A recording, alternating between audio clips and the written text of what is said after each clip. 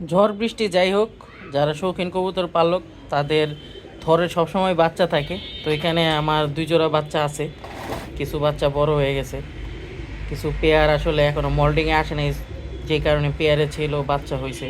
তো এখানে দেখেন এই একটা বাচ্চার সাইজ একটু বড়, এই বাচ্চার সাইজ ছোট। এইখানেও সেম একটা অবস্থা ছিল, এখন অনেকটা ওভারকাম করছে, এখন দেখা বোঝা যায় না দুইটাই সমান সাইজ লাগে। এই বৃষ্টির মধ্যে কবুতরের অনেক মাল্টিভিটামিন নিউট্রিশনের সমস্যা হয়, কারণ বাপ মা ঠিক মতো খাবার খায় না, বাচ্চাকেও খাওয়ায় না। তো সেই ক্ষেত্রে আমি যেটা করি সেটা হলো এই যে অ্যারিস্টোভেট বি, হ্যাঁ অ্যারিস্টোভেট বি ওষুধটা আমি তাদেরকে দিই। এটা ভিটামিন বি কমপ্লেক্স, এবং তার সাথে সিবিট দিই। সিবিটটা যেটা ইচ্ছে সেটা দেওয়া যায়। আমার হাতের কাছে ভাস্কো ছিল, আমি ভাস্কো দিতেছি। যে কোনো ধরনের সিবিট দিতে পারেন। তো সেটার পরিমাণটা কী হবে আমি দেখায় দিই।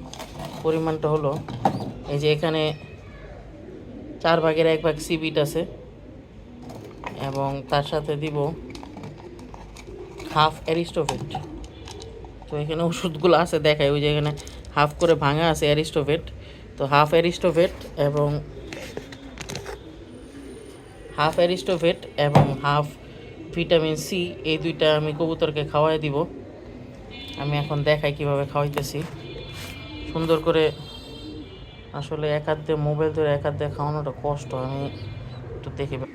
তো এখানে যে বাচ্চাগুলো আছে, বাচ্চাগুলোর মুখে আমি সরাসরি হাফ সিভিট, হাফ না 4/1 সিভিট এবং হাফ অ্যারিস্টোভেট যেটা আছে ভিটামিন বি, সেটা দিয়ে দিতেছি।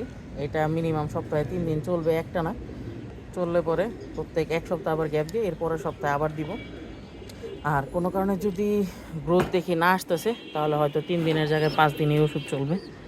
এটার কোনো বেসিক্যালি সাইড এফেক্ট নাই, মানুষের থেকে আরও ভালো হেভি ওষুধ দেয়। তো এটা আপনারা চালায় যেতে পারেন, ইনশাল্লাহ এটা আপনার কবুতরের গ্রোথ অনেকটা বুস্ট করবে, এবং কবুতরের জন্য খুব ভালো ফলাফল পাবেন ইনশাল্লাহ। ছোট বাচ্চাগুলোকে শুধু ভিটামিন সি দিবেন এই অবস্থায় থাকা পর্যন্ত। যখন এরকম গায়ে লোম আসা শুরু করবে তখন ওকে অ্যারিস্টোভেটটা দিতে পারেন। এই যে এটার যেমন লোম আসতেছে এটাকে দেওয়া যাবে, বাট এটাকে অ্যারিস্টোভেট দেওয়া যাবে না। হ্যাঁ, একে না দেওয়াটা উত্তম। হজম শক্তিতে সমস্যা হয়, কারণ ও এটা বডিতে সার্কুলেট করতে পারে না, হজম করতে পারে না। হ্যাঁ, বাট এই বাচ্চাকে আপনি দিয়ে দিতে পারবেন। তো অনায়াসে এই বাচ্চাগুলোকে খাওয়াই দেবেন, এই সাইজের বাচ্চাগুলো অ্যাভয়েড করবেন, এগুলোকে শুরু করতে পারেন। তো এইভাবে আসলে করলে পরে আপনার কবুতরের জন্য খুব ভালো উপকার পাবেন। এবং এই যে দেখতেছেন কবুতরের বাটির মধ্যে আমি ইটের গুঁড়া দিয়ে রাখছি। ইটের গুঁড়া দিয়ে রাখলে কবুতরের আসলে যখনই খিদা লাগে ওরা এখান থেকে ইটের গুঁড়া খায়। এতে কবুতরের খাবারের কোনো সময় অভাব হয় না, এবং কবুতর ইটের গুঁড়ার মধ্যে থাকলে ড্রপিংটাও খুব তাড়াতাড়ি পানি শুষে নেয়। সো নেস্টও ভেজা থাকে না। আপনারা চাইলে পরে এই পদ্ধতি ফলো করতে পারেন। ধন্যবাদ।